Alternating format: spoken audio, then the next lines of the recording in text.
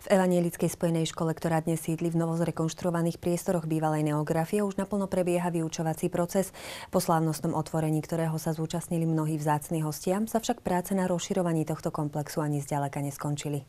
Len niekoľko mesiacov bolo potrebných na to, aby sa z bývalých tlačiarní stala vzdelávacia inštitúcia.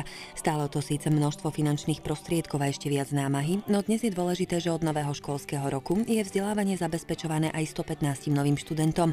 Moderné, čisté a dôstojné priestory boli slávnostne otvorené a ako sa na školu tohto významu patrí aj posvetené.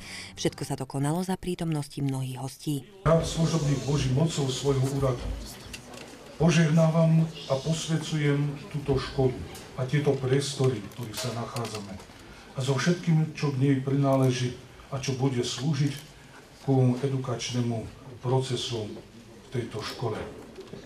Ku výchove detí k duchovným hodnotám. Robím tak v mene Boha Otca,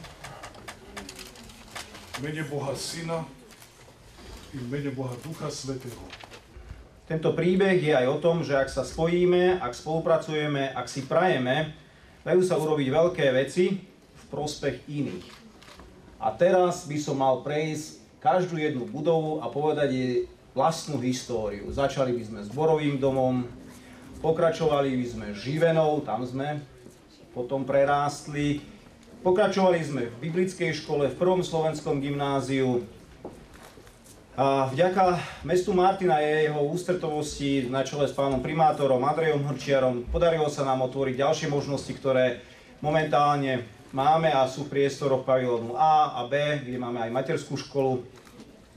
Pokračovali by sme na ulici Východná, gymnazisti vedia, o čom hovorím. A prišli by sme až sem.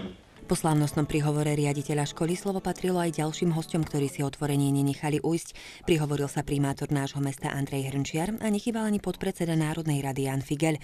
Pre všetkých prítomných bolo navyše veľkou cťou, že pozvanie až z amerického Washingtonu prijal aj senior pastor Matt Henen. Je mi naozaj veľkou cťou, že dnes môžem stať a musím povedať, že je to jeden zázrak a som rád, že zázraky sa dejú aj v tejto dobe. Pretože ja si spomínam, keď pred 9 rokmi prišiel za mnou Bohdan Hroboň s plánom, s nápadmi, ako urobiť Centrum kresťanského vzdelávania, ako pán riaditeľ Sopoliga hovoril, vzniklo množstvo verzií od budovania, od prerábania, od budovania Centra kresťanského vzdelávania na Zelenej lúke. Bol som od prvej chvíle toho účastný a som veľmi rád, že som bol a že som súčasťou tohto príbehu. Ja keď sa priznám, že Bohdan som neveril pred 9 rokmi, že sa takéto, Bohdan teraz ukazuje, že ani on, že sa takéto niečo môže podariť. Ja tu nie som za opozíciu alebo za až tak štát, ako som tu ako priateľ, podporovateľ, priaznivec tých, ktorým záleží na tom najcennejšom, čo máme. Na živých ľudských kvetoch, na našich deťoch. Nečakať na tých mocných či na štát, ale kráčať, hľadať, ponúkať, riešiť či budovať. Tieto slová síce odzneli počas slávnostných príhovorov, no čo je podstatnejšie, za nimi je skrytý celý príbeh Evanielickej spojenej školy, teda tohto nového domova desiatok študentov. Určite to ako vážny posun oproti tomu, čo sme mali. Učiteľ nemusí behať z jednej budovy do druhej a deťom sa tu samozrejme lepšie študuje, tu viacej svetla, viacej tepla. Takže tešíme sa z toho, aj keď to je to ešte iba začiatok, to je tá prvá fáza, ktorú máme pred sebou ďalšie. Veľká vec je to aj pre nás. Tiež sa toho trošku bojíme, lenže potom sme si povedali, keď iné veci môžu fungovať na princípe proste toho, že si vieme pomôcť a poradiť, nebudeme čakať na pomoc štátu alebo Európskej únie, lebo to by sme sa možno aj nedočkali, tak sme si povedali, skúsme to robiť ako biznis model, čiže dobrali sme si regulárny úver z banky a presvedčili banku, že to, čo ponúkame, je niečo, čo má budúcnosť a perspektívu a zrejme aj tí naši rodičia budú ochotní platiť za služby, keď sú dobré služby. Takže sme to proste riešili nie cez Európsku úniu, ale cez normálny úver, ako každá iná firma. Okrem samotného úveru z banky veľkou mierou k tomuto obrovskému projektu prispeli aj donory a mnohí priaznivci Evanielickej školy. Jednak hovoríme o mnohých priateľoch z Ameriky, ale za týmto projektom je treba hľadať aj mnohé väčšie či menšie domáce firmy či jednotlivcov. Skrátka ľudí, ktorí vedia, že to má cenu. A chceme sa im nejak aj poďakovať, máme takú tabuľu, kde dávame tie ich mená, a aby sme prizvali ostatných, že správame si tú školu proste sami. Máme na to, aj ako Slováci, myslím si, že sme pracovitý národ aj štedrý, ale musia veriť, že to je naozaj dobrá vec. A na tých deťoch to potom vidno, takže nemám až taký veľký problém, ako som si myslel, nájsť pomoc aj od našich ľudí, od našich donorov. Tak... Na tej tabuli je ešte pomerne dosť voľného miesta. Skúsme sa tak zamyslieť, čo myslíte, kedy bude plná?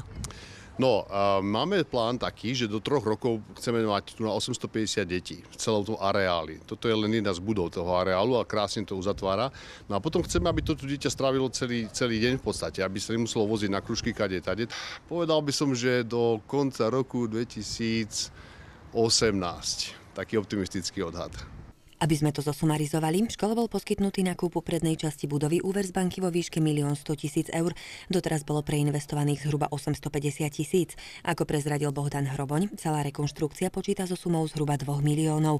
No už dnes si vie vedenie školy a všetci zainteresovaní spočítať, že aj napriek množstvu vynaložených finančných prostriedkov od začiatku sú všetky kroky zvažované tak, aby sa to v konečnom dôsledku všetkým vyplatilo. Skrátka ako v dobrom podnikateľskom pláne. Toto nie je nič nové. Vo svete takto fungujú proste školy, to je normálne. A vzdelanie sa vidí ako veľmi dobrá investícia do celej tej obce, ktorá tu žije, pretože sú tu kvalitní ľudia a potom tie rodiny tu chcú ostať, niečo dobre tu zažijú. Takže to nie je, my neobjavujeme proste niečo nové, len snažíme sa nastaviť alebo prekonať ten marazmus tých postkomunistických krajín, že vzdelanie je zadarmo, ale potom aj tá kvalita je tomu zodpovedná koľko razy. Takže len kopírujeme niečo, čo funguje inde. A to nám dáva trošku aj takú odvahu do toho ísť a tie banky už tomu trochu rozumejú, lebo predsa len vidia, ako ich kolegovia vo svete fungujú a že to, že škola bere úver, je vonku normálne v tom takom pokročilom svete. No. Možno povedať, že ste takým priekopníkom na Slovensku. No, bojím sa, že hej, samozrejme má to také tie pionierské choroby. My keď sme začali s bankami sa baviť, tak povedali, že my školy nerobíme, bodka. Nemôžeme nájsť banku, ktorá by bola ochotná do toho ísť.